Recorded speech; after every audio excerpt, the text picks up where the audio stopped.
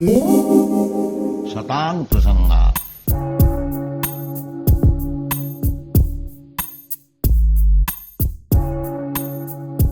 Hare Krishna, dear devotees, and welcome to today's session. How are you doing? How is your family doing? I pray that all is well with everyone. So today we're moving on to the new letter, and it's a letter to Jaya Gopal Prabhu.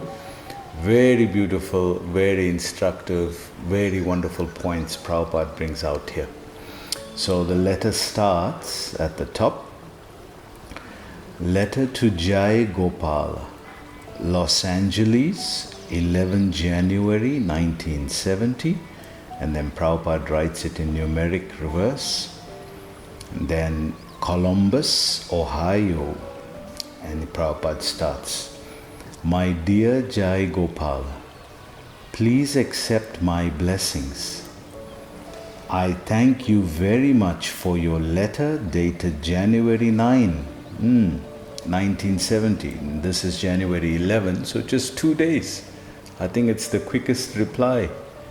No, there was another one. I think Jadharani's letter. Prabhupada replied within a day. So this is within 2 days. Prabhupada is replying here. 1970, along with your check of $15. So this devotee gave $15. It's probably about 1,000 rupees at the moment, around about there. So at that time it was quite substantial. It was quite a substantial amount that.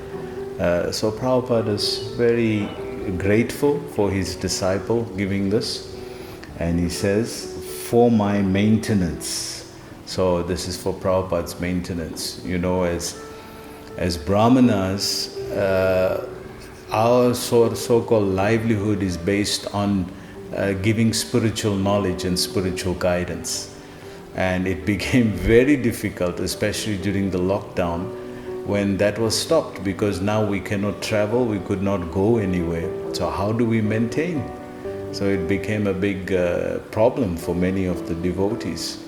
And just as that was a problem, there were also those kind-hearted devotees who extended themselves to help devotees in this situation. So a big thank you to all those devotees as well. So Prabhupada goes on to say, for a servant of Krishna, there is no distinction of hell or heaven. So he probably asked, is there jurisdictions where devotees would go and preach in circumstances that are right and convenient? Where is circumstances right? So Prabhupada is quoting, we were saying this the last time, that everything Prabhupada says is coming from scripture. So where is this point? This is a famous verse if you're studying Bhakti Vaibhav. This comes in the 6th canto. 6th canto, 17th chapter, verse number 28. Narayana parasarve na kutaschana bhibhayati svarga apavarga narakke su apitulyata dharshana. So this verse is saying that for the devotee of the Lord, wherever he goes, wherever he can perform devotional service, he is not fearful. The main thing is, even if he has to go to hell, heaven, svarga, apavarga, narakkesu, even if he has to go to svarga or naraka, it doesn't matter. Apitulyati darshana, as long as he can perform devotional service. This is his main drive.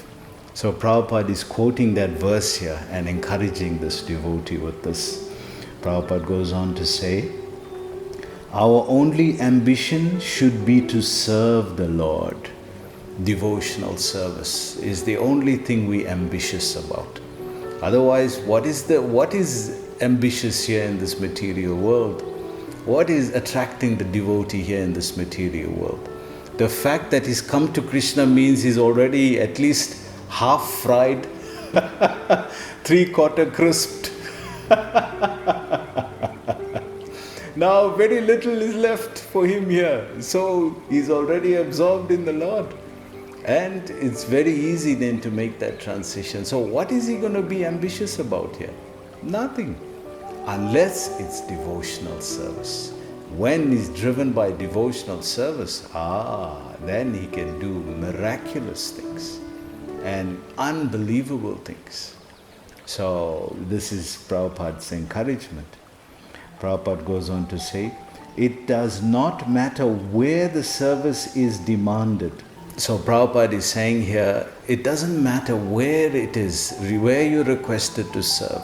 The point is you got a chance to serve Krishna directly. Remember, we take it for granted to serve Krishna, but just in the first 2-3 chapters of Krishna book, we see that not even the demigods could get close to Krishna. They had to go to Brahma. And even Brahma couldn't get close to Krishna. He had to go to Vishnu on the milk ocean. And that he couldn't even get close. He had to stand on the ocean and wave from there, Hari Bol, Prabhu. And Vishnu looked at him and kept quiet. He didn't even say anything. And then from the heart he sent one SMS. Tene Brahma Hridayadi Kavaye Muyantiyat Suryaha. So he sent a message to Brahma. Tene Hridaya Adi Kavaye. From the heart he sent a message. No waving back Haribol. Send message. And from there Brahma, okay. And what was the message? I'm coming very soon. I'm going to take avatar. You all don't worry. You all go back. So to that person who's Amsa Kala Amsa Krishnastu Bhagavan Swayam. So out of all the different portions and plenary portions, Krishna is the supreme and we relating with that person, just imagine. So devotional service is so rare. I know many of you did Nectar of Devotion course recently with His Holiness Bhakti Chaitanya Swami Maharaj. So in the first chapter it's saying, it's describing the symptoms of it's describing the symptoms of devotional service, and one of the things that are given is devotional service is so rare. It's very rare thing. Very, very rare thing. So Prabhupada goes on to describe, it is exactly like the soldiers are asked to come forward to fight, and there is no question of selecting the place. So Prabhupada is saying, just like soldiers when they are asked to go out and fight on behalf of a country, they don't know where they're going to be going to. They only know they'll be engaged in service of the country. And that is all. They have no idea what it's going to be like there. So just like that, I never heard this comparison before. So it was very beautiful the way Prabhupada described this. So he's saying, just like these soldiers go out fully surrendered to the country, that the country will protect them and give them all the necessities that they need. You can only do that if you have faith in the country. So this example of the soldiers is very nice. Prabhupada then describes, there are many sincere souls like you in the Western world, and my Guru Maharaj wanted me to come here to pick up as many of you as possible. So Prabhupada is now speaking from the heart. I call this moments from the heart, because when Prabhupada speaks about his dedication and his surrender and his sacrifice, what does it do to you? You feel something in your heart, right? It just does something to us. So these are moments from the heart where Prabhupada said, my Guru Maharaj asked me to go and see, you'll pick up all these sincere souls that are there that are lost. So Prabhupada is saying here, and I am trying my best. So if somebody is trying their best, can you say anything about it? It's their best. If you genuinely know they're trying their best, how can you ask for anything more? So Prabhupada is saying, at my age, at my, health condition, all of this, I'm trying my best just to please what my Guru Maharaj requested. Just see his endeavor, right? By grace of Krishna, you have joined me to help in this Krishna consciousness propaganda, and Krishna will surely be pleased upon you very much. Wow. So Prabhupada is saying, you have come forward to help me to spread Krishna's word, to spread Krishna's desire, and Krishna will be very pleased upon you for this. It's such a wow, it's one of those sweet moments when you read a personal letter. Can you imagine this Jaya Gopal Prabhu is reading this letter and Prabhupada is saying, Krishna will be pleased upon you. How encouraging this is to the devotee, to the disciple. Prabhupada goes on to say, please try to continue this activity of cooperation. And we are sure to come out successful. So see what Prabhupada is saying as the activity.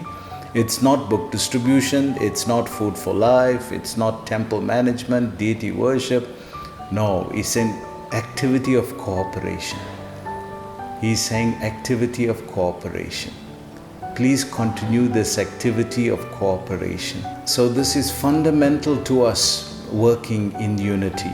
If we master the principle of cooperation, and it's the most difficult thing. It can only be done because it's a sacrifice. It can only be done out of love. To cooperate with another person is a great sacrifice, and you can only do it if the motivation is love. There's no other reason why you would do it. So very beautiful moments in these letters. Something to reflect on. Prabhupada moves on to another theme which we will discuss tomorrow. May you have a good day and we will see you again tomorrow. Hare Krishna.